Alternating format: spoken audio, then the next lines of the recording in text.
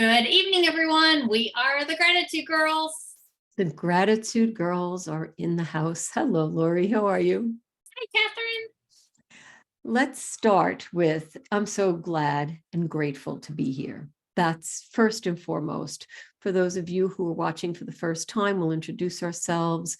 My name is Kathryn Asaro Mayers, affectionately known as Rara's in the house. I'm broadcasting to you live tonight from lovely Niagara on the Lake, Ontario, Canada. And I'm here with my awesome partner, Laurie Delk Radecki, who's taking care of the tech right now. Laurie, you have a minute to talk while you're doing that? Yes, and I am Laurie Radecki, and I am outside of Nashville, Tennessee. Tonight, we're going to talk to you about gratitude, because this is what we are, what we do, what we embody. We embody gratitude. And lately, we've been touching on the subject. This is a free coaching and training call that we do every week.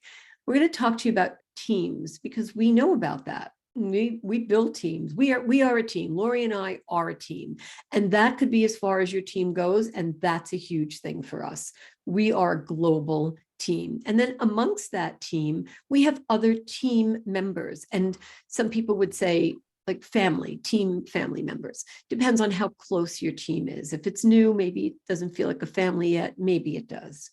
So what we're going to talk to you about today is how to weave gratitude that's in your heart, that's in your actions, into your business of team building. It's really important to let people know how you feel. And if you're grateful for them and you tell them, they'll be extremely happy. And if you neglect to tell them, they may not know because you didn't say anything. So today we'll talk a little bit about that. So Laurie, let's talk about, like, I'm not shy to say I'm grateful. It's very easy and natural for me to be communicative. My love language is probably communication. And for me, it would be unnatural not to say how I feel. And I don't mean just say how I feel no matter what, but to express myself. So how do you feel about telling your team, our team, and all the other people in our lives that you're grateful for them? Yeah, I think it's hugely important, right? I mean, one, your team, if you're building a network marketing business, you're getting a check, right? Because of your team. So if you're grateful for that money, then you should be grateful for the team, right? Because you don't get that money without you, right? There's, like they say, there's no I in team, right? So they are helping you, whether they came on and they're bringing in other referrals, they're bringing in other customers, or they're even just spending their own money each month. They're helping you get a check, right? And not to mention just being grateful for that team camaraderie. Like Kathryn and I met in network marketing, right? Because of network marketing. And she's one of my very bestest, closest friends in the world.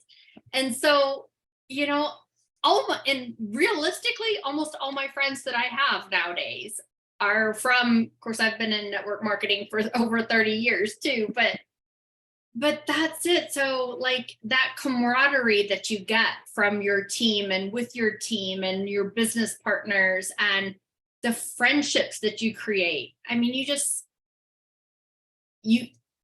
you can't put a price on that. No, you're right. And you're my bestest friend, because thank you for saying that. And you are mine. We talk to each other about everything. So think about, if you talk to your team and you hear what they have to say and you listen to them and you put them first. I know this is going to sound difficult, but put your team first. It's not about me, how I feel, me, what's happening to me, what kind of day am I having? It's really not. When you're leading a team, it's about your team. It's giving your team the same space that someone gave you when you were starting and developing. So if you put others first, if you're grateful for them, if you share how you feel, if you listen to how they feel, you actually have a dialogue. And when you have a dialogue, you get to hear what's going on. Do you ever watch someone totally clam up and not say anything? It's a little bit hard to really work with that. So when you have a good team, you don't have to be shy to say, what's happening? I'm here to listen. I'm grateful for you, whatever kind of day you're having. Let's talk about it. Think about that person. That could make such a huge difference. Imagine if Laurie and I didn't touch hands on the way down the staircase, didn't look at each other, and didn't say anything or what we said to each other. We wouldn't be here today if we didn't reach out in kindness to one another. That would have been catastrophic in my life, not to have you in my life and what we do together. That moment changed everything for us. When you're building a team, you change the lives of people, and it's about them. It's really not about us, as hard as that may seem to do. Right. Yeah. And think about that too. Think like, what's in it for me, FM, right? What's in it for me, radio station, right?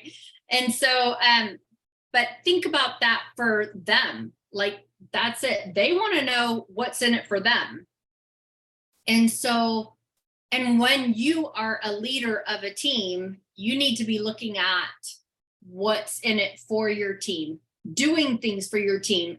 For me, with my team, I am constantly doing all different kinds. I'm sending my team gifts. I'm sending, I have a spinner thing, and we do contests all the time in my team. And I offer different gifts, different things that I win, different things that I buy, and different things that I do. And like this last month, I sent out 3 of our Gratitude Girls journals to different team members, so they could learn how to do the gratitude in their lives. And if you teach that to people and they really get that, then they are going to be so much better team member anyway, because they are attracting more things in their life to be grateful and thankful for. And so the more that you focus on that, writing that 3 to 5 things down, specific and in detail, every day, what happened that day, then God, the universe, whatever, brings more things to you for you to be grateful and thankful for each and every day. So if you want your team to grow and you want your team to do better, then you teach them this gratitude concept. You said so many wonderful things there. And one of the things I want to say is, you teach your team, you don't do it for them. You teach them how to do it. If you're a leader and you're doing it for your team, you're not growing your team. If your team is learning, do you want to give someone a fish or teach them how to fish? If you teach them how to make their calls, place their sales, speak to their prospects, teach them how to set up a call, a 3-way call, hop on a webinar, teach them how to do it. Don't mother them to do it. Don't be their wife or their husband, but teach them what to do, and teach them what Laurie just said, how grateful you are. Set the example, because if you find yourself in your team being the one that's doing all the picking up the loose ends, Laurie, we don't do this for our team. We instill the leadership, the foundation, we do for ourselves, and we show and share by example, but we don't do those little things that don't really help someone. What will help someone is if they understand on a bad day where to find the gratitude, where to write down those 3 things in detail, what they're grateful and thankful for, and to read it at night and then read it the next morning. Because when you have a bad day, if you pick up your gratitude journal, you tell me how you feel. Can you still have a bad day? You just saved yourself a whole lot of time sitting in some uncomfortable space. When you read, we read it in cards, we read it in journals, we read our book, we write in our book. This saves us all that time, just in case we were thinking of having that kind of day. So if your team were to write 3 things they were grateful and thankful for in our journal, or we'd love it in our journal, write it anywhere. But if you did do that, and that took 15 minutes a day, how long does a task take? 20 minutes, 30 minutes, You want to do the task for 40 minutes? It's up to you. It depends on how many things you want to do. When you go back and you reflect on how you spent your time, and if it lifts you up, then it was probably a good investment in time. Right. Yes. So absolutely. And so think about that, and think about the more that you do, that you spend that time writing down the things that you're grateful and thankful for. And then, because like Kathryn said, those bad days, those bad moments, they're going to come.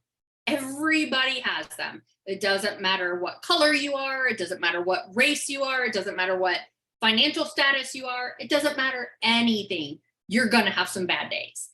And when those come, if you reflect back on your gratitude journal during that time, it helps you to, it might not fix the situation immediately, but it helps you to lift your spirits, because you get back into that vibration, that feeling, that thought of all those wonderful things. And a lot of times we quickly, we just, as humans, we are so quick to forget all the wonderful things in our life, right? Yep. And so when you reread those, because you have them wrote down, you have them in black and white, then it just can quickly bring back to memory, wow, maybe my life's not so bad after all.